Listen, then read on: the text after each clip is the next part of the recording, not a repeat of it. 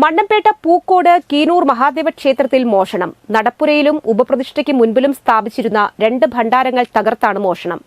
പണം കവർന്ന ശേഷം ഭണ്ഡാരങ്ങൾ ക്ഷേത്രപ്പറമ്പിൽ ഉപേക്ഷിച്ച നിലയിൽ കണ്ടെത്തി. 3000 രൂപയോളം നഷ്ടപ്പെട്ടതായി ക്ഷേത്രം ഭാരവാഹികൾ പറഞ്ഞു.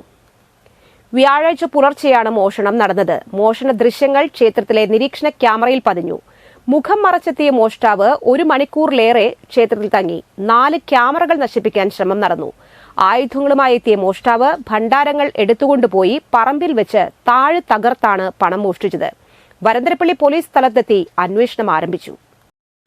ഇന്നലെ രാത്രി ഏകദേശം 12 മണിക്ക് ശേഷം ഇവിടെ ഒരു മോഷണം നടന്നിരിക്കുകയാണ്.